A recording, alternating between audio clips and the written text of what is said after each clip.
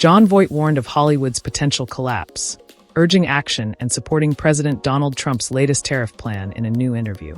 The Oscar winner, 86, who's the father of Lara Croft star Angelina Jolie, 49, insisted that people need to roll up their sleeves to save the future of the American film industry in a new interview with Variety. Voight, who met with Trump over the weekend at Mar-a-Lago, admitted that it has come to a point where we really do need help, and thank God the president cares about Hollywood and movies.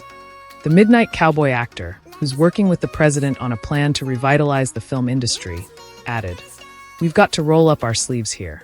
We can't let it go down the drain like Detroit." On Sunday, Trump announced that he would be imposing a 100% tariff on any movie produced outside of the United States. By doing so, the president wants to save America's movie industry from dying a very fast death. The announcement came after his meeting with Voight, who has supported him since 2016, and two business associates. Trump named Voight, along with Sylvester Stallone and Mel Gibson, one of his special ambassadors to Hollywood earlier this year. Voight hopes that his plan will give people back their dignity and their jobs. "Something has to be done, and it's way past time," the cinema star added. Voight expressed surprise at some of the negative public response to the tariff plan. "How about enthusiasm and gratitude?" he questioned. Voight, who won an Oscar in the Best Actor category for his performance in the 1978 film Coming Home, also said that he's gotten plenty of positive feedback in private. "We're really rolling up our sleeves and working. I think we have a good plan, and we're just beginning. This little team of mine has worked very hard to try to figure out things. The union people and producers give their expertise and understanding to this problem, and we're working together. A lot of people had a lot of input, and we're listening to everybody." Voight explained that studios exploit global tax breaks and incentives, saving millions by filming abroad. He stated that those benefits are needed domestically to level the playing field, and that ultimately we need to be competitive. He also said that Trump has been treated unfairly, adding, "I think I have too." Voight believes that if we come together, we can have a bright future, and emphasized that this issue shouldn't be political, and that Trump wants us to be the Hollywood of old.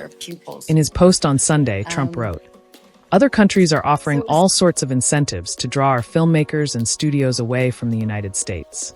Hollywood and many other areas within the USA are being devastated. This is a concerted effort by other nations and therefore a national security threat," the president declared. "It is, in addition to everything else, messaging and propaganda." Trump then announced that he is authorizing the Department of Commerce and the U.S. Trade Representative to immediately begin the process of instituting a 100% tariff on any and all movies coming to our country that are produced in foreign lands. "We want movies made in America again," he concluded. The announcement comes as professionals have struggled to get movies and TV series to be completely filmed from beginning to end in Hollywood due to budget cuts for tax credits on productions. By the end of last year, Film LA, the Los Angeles agency that handles film permits throughout the city, reported a 5% drop in film and TV production in the third quarter of 2024.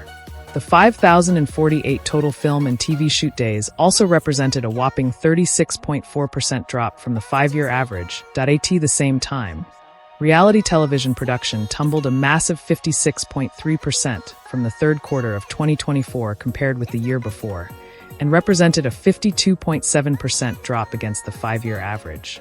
Drama television production was also down 34.4% from the 5-year average, and comedy was down a staggering 85.7% from the 5-year average.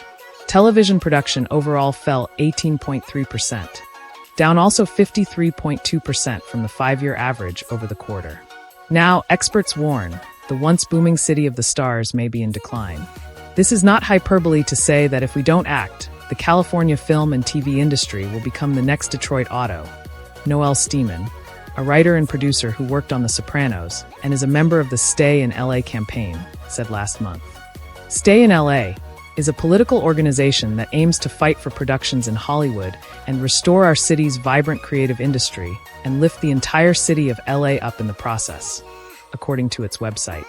While many politicians see increasing funds for the industry as a type of giveaway that isn't all that crucial, others, including California State Senator Ben Allen and State Assemblyman Rick Spur, have been trying to fight for more funds to flow into the struggling industry.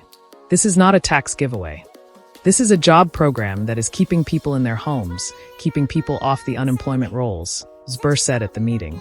If we don't do this, it's going to cost a lot more than these tax credits are costing us. They have argued that they are losing business to countries like Austria and Vienna, where scoring work costs 2/3 less than it does in California. In Bratislava, Slovakia, scoring costs 90% less than it does in Hollywood.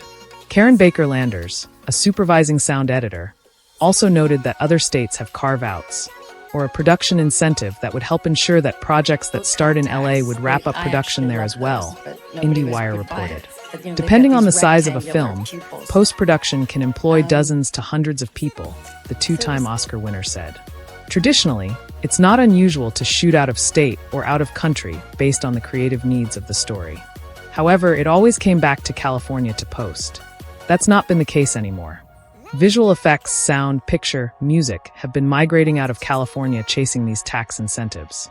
This has cost the state thousands of jobs, not only in the entertainment industry, but in all the business all around that support us. Landers said that New York and Louisiana currently have carve-outs in place, as well as Spain and Australia. In their own effort to change that, California Governor Gavin Newsom has proposed budget that would increase the state's filming tax credit limit from $330 million to $750 million. There are also two proposed state bills in play that would make the credits possible in California, both of which have been sponsored by Allen and Zbir. Still, their organization recognizes that the credits are just one step in the right direction. We know that it will take more work beyond the tax incentives to sustainably revitalize LA's entertainment economy, the group said.